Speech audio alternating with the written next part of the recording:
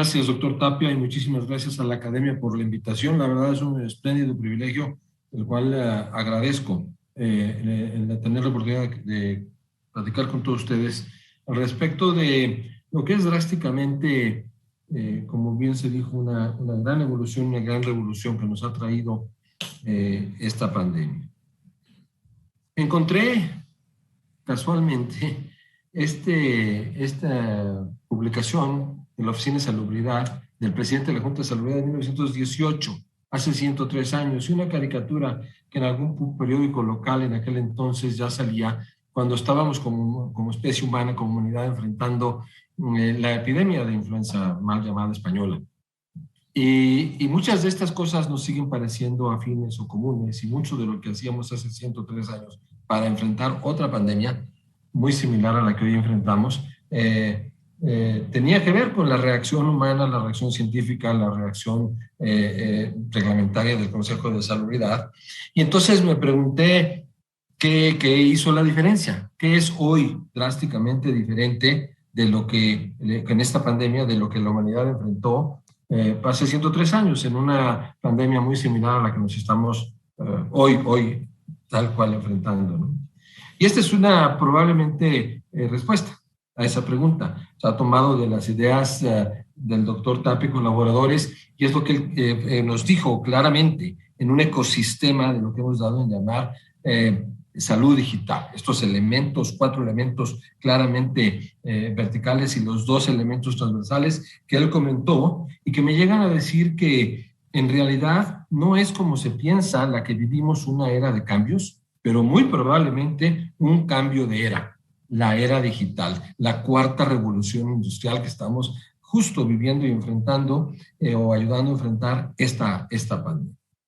Por lo tanto, quiero llevar este qué de la salud digital a un cómo, contante y sonante, con experiencias reales en lo que sabemos todos que se llama el continuo de la atención de cualquier enfermedad, en este caso a la pandemia de COVID, el cómo es que hacemos prevención usando la salud digital, cómo es que hacemos detección oportuna de la enfermedad, algunos ejemplos, algunos ya citados muy claros, cómo hacemos tratamiento ambulatorio, cómo nos ha fortalecido drásticamente, nos ha cambiado las formas en las cuales atendemos en el hospital a los pacientes, y obviamente cómo tenemos hoy la extraordinaria oportunidad de dar seguimiento individual personalizado a lo largo del día. En estos 5 ejemplos actuales, mundiales de salud digital, utilizando esas plataformas, esas herramientas en el combate a la pandemia de COVID. Y por supuesto, como sustrato, usando la inteligencia artificial y la ciencia de datos que nos permiten,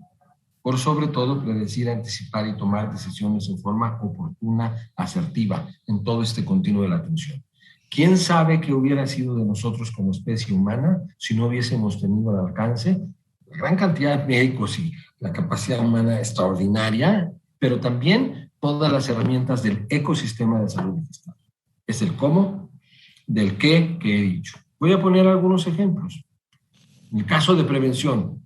una gran herramienta que cambió drásticamente la capacidad de tomar decisiones, pues es conocer a ciencia cierta la movilidad de los ciudadanos, de la comunitaria. Esto fue recientemente publicado en un estudio en Lancet, cómo se podía medir constante y sonante la movilidad de los ciudadanos en 6 regiones de Francia, antes y después de la intervención concreta de la autoridad sanitaria, y se logró alcanzar un 65% de la reducción de la movilidad y la consecuente reducción de la transmisión de la pandemia, gracias a que se podía medir por el celular que traen en la mano los franceses, cómo se disminuían las rutas. Fíjense ustedes, más de 57 millones de recorridos por día, seguidos del inicio del cierre al final del cierre, en este caso concreto en Francia, y la ayuda que esto tuvo a la autoridad sanitaria. Ahí está, el antes y el después de cada una de las 6 regiones, bien medido, una gran contribución.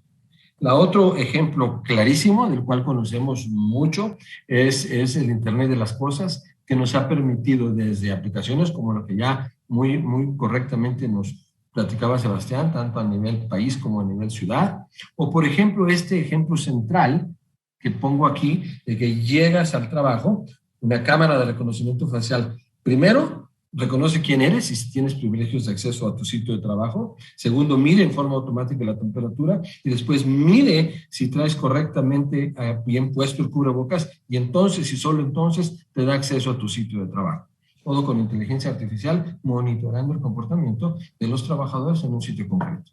O la gran posibilidad que antes nunca tuvimos y que hoy tenemos de facultar al ciudadano, a la persona, de medirse en casa los principales signos vitales claves para las decisiones en pandemia y con ello tomar decisiones en forma autónoma. Otro ejemplo de prevención extraordinaria es la gran posibilidad que hemos tenido gracias a la salud digital de medir prácticamente en tiempo real el desarrollo, la aplicación y el monitoreo del alcance de los esquemas completos de vacunación. Efectivamente, en este Vaccine Tracker se puede saber cuál es el grado de desarrollo colaborativo para acelerar la disponibilidad de vacunas seguras y efectivas. Aquí hay más de 300 vacunas registradas que están en el pipeline hacia la aprobación final, o simplemente los registros para el registro individual y solicitud de aplicación de vacunas, o el extraordinario hub que ya comentaba Sebastián, que desarrolló PAHO para saber en tiempo prácticamente real la cobertura de vacunación efectiva en la región de las Américas se estuviera alcanzando prácticamente en tiempo real. Pero ¿qué les parece este ejemplo publicado en una famosa revista de publicación científica la semana pasada? En donde nos dice que el rastreo de contactos por solo traer el Bluetooth encendido se ha logrado a nivel masivo poblacional, por ejemplo, en 19 millones de habitantes del Reino Unido, que significa casi el 30%, en donde se rastrea el contacto en forma automática y se le avisa a la autoridad sanitaria cuántos fueron los posibles contactos de un caso confirmado de COVID. O en el caso de Finlandia, hasta el 45% de la población se rastrea su contacto, y aquí están todos los demás países, dando, como aquí bien dice el título de la famosa revista, la posibilidad de una inoculación digital para estar preparados para futuras pandemias. Esto antes no era ni siquiera imaginado. Ha cambiado las reglas de la epidemiología convencional, la posibilidad de hacer contact tracing digital o poder hacer identificación prácticamente en tiempo real y conocer las mutaciones y las variantes genómicas, conocer y reconocer por ellas. En diferentes grupos de talento internacional, como el GISAID o el NextStrain, en donde sabemos en tiempo real prácticamente cuántas nuevas variaciones o variaciones de interés están sucediendo en las diferentes zonas o países o regiones, ¿no? En varios de estos consorcios internacionales obviamente participa México y en tiempo real sabemos si la variante inglesa o la variante brasileña o la variante californiana está circulando o no en nuestro país o en otras áreas de la región, ¿no? Igual que podemos predecir qué paciente, y esta es una reciente publicación de Lancet, con determinantes características gracias a Machine Learning, tendría la posibilidad de agravarse o no agravarse en el supuesto caso que le diera COVID, con una validación, una sensibilidad y una especificidad muy concreta, un valor predictivo superior al 98%. Esto es inteligencia artificial aplicada a modelos predictivos que obviamente hacen la labor del clínico mucho más asertiva. En el caso concreto de una experiencia que me ha tocado encabezar, ya con más de 145,000 trabajadores, tratando de predecir por su grado de descontrol de su azúcar o de su presión arterial o la pertenencia o no de obesidad mórbida, la vulnerabilidad que tendrían en caso de desarrollar COVID para agravarse y qué consecuencias tendrían en su estado de salud, ¿no? Esto es en cuanto a detección. Pero en el capítulo de este continuo de atención en materia de tratamientos y disponibilidad de acceso permanente a la información nueva, generación de conocimiento, pues también la historia de los ensayos clínicos se escribe y se leen de otra manera. Por ejemplo, que es el gran hub de British Medical Journal, con un metaanálisis vivo que en este momento ya reúne más de 76,000 pacientes activos con información de uso de diferentes drogas en el tratamiento de COVID y cuál es más efectiva o cuál es menos efectiva para diferentes puntos de encuentro científico, nos habla de que en tiempo real podemos saber cuál es el mejor tratamiento para nuestro paciente con base a la evidencia publicada en tiempo real en un metaanálisis, o este mapeo permanente que se hace de los ensayos clínicos para lograr trazabilidad en tiempo real de, por ejemplo, en este caso, más de 3,000 ensayos clínicos que en este momento están vivos y que están dando resultados preliminares de la fuerza de la evidencia que se produce al día, al momento. En el caso concreto de la gran experiencia que tuvimos en el caso de la contribución de la Fundación en el Hospital Temporal de la Ciudad de México, esta plataforma prácticamente nos permitía el seguimiento desde los triajes comunitarios respiratorios que pusimos en toda la Ciudad de México hasta su adecuada referencia con el control prehospitalario. Sabíamos tiempo y momento en el que llegaría a la unidad temporal, las características del individuo que tendría antes de que llegara, estábamos preparados para recibirlo, toda su atención hospitalaria y todo el seguimiento posterior, con todas las escalas predictivas y los protocolos embebidos para aquel correcto quehacer y atención de los pacientes ahí hospitalizados, que a la sazón logró tener una de las más bajas tasas de mortalidad de toda América Latina, sin la menor duda, más de 9,000 pacientes hospitalizados. Pero están experiencias como estas. Antes hablábamos de point of care, ahora se trata de apps que se vuelven en tu teléfono celular una herramienta extraordinaria para que las escalas pronósticas puedan ser utilizadas. Un grupo de muy talentosos médicos del Instituto Nacional de Nutrición desarrollaron, con base a la evidencia y análisis matemático, una aplicación que le predice al médico que tiene un paciente hospitalizado el riesgo que tiene su paciente de ingresar a terapia intensiva en las próximas horas. Y por lo tanto le permite eficientar la utilización de las camas de terapia intensiva y estar preparado para saber quién, por tener un riesgo alto en ese momento, ocuparía rápidamente una cama de terapia intensiva y quién no. Ejercicio extraordinario que también fue recientemente publicado en una conocida revista arbitrada por pares. Luego entonces nos dimos cuenta de que la robótica fortalece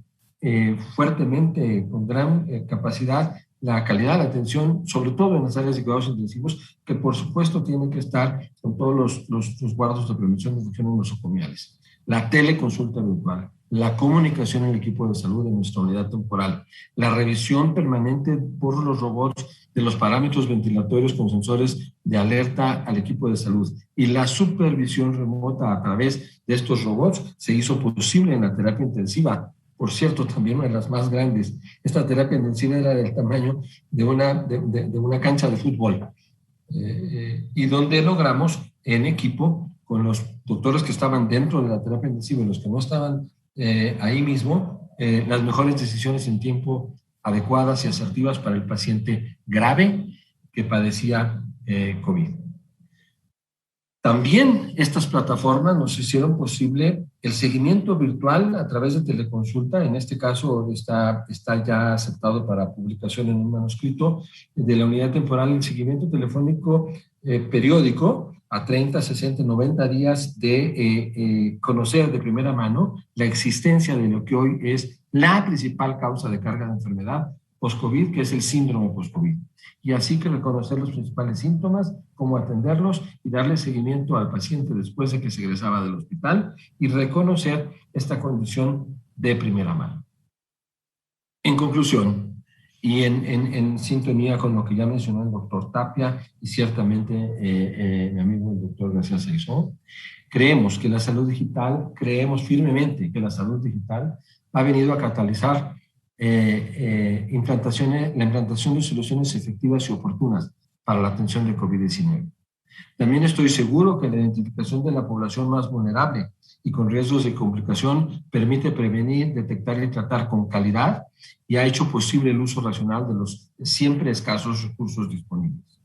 Y por último, pero no menos importante,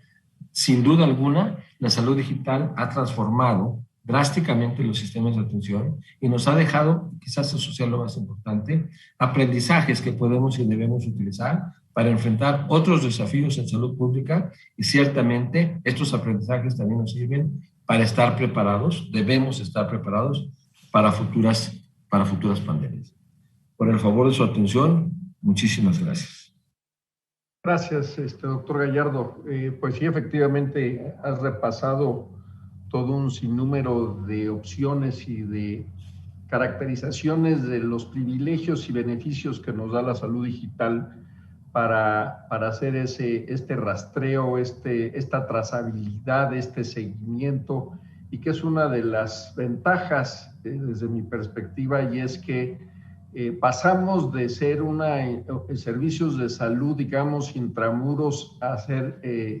la posibilidad de tener un conocimiento mucho más amplio, considerando no solo las individualidades, sino los contextos de cada una de las personas, ya sea con un diagnóstico de COVID o con vulnerabilidades para enfermedades crónicas o por algún otro tipo. Así es que, como bien dices en tu comentario final, es una transformación que llegó y para mí, como digo yo, va a seguir evolucionando y se va a seguir asimilando. Y esto llevaba algo que el doctor García Saizó decía, el gran reto de los recursos humanos en la formación intrínseca del nuevo profesional de la salud, en donde esto forma parte ya y que ahorita está siendo asimilado poco a poco en el transcurso de la práctica clínica y en el desarrollo profesional. Pero bien, pues muchísimas gracias. Y ahora pasamos a algo que el doctor Betancourt Cravioto nos va a compartir, que es el uso de plataformas móviles justamente para ese automonitoreo, para la identificación y atención oportuna de casos de COVID-19. Miguel, por favor, adelante.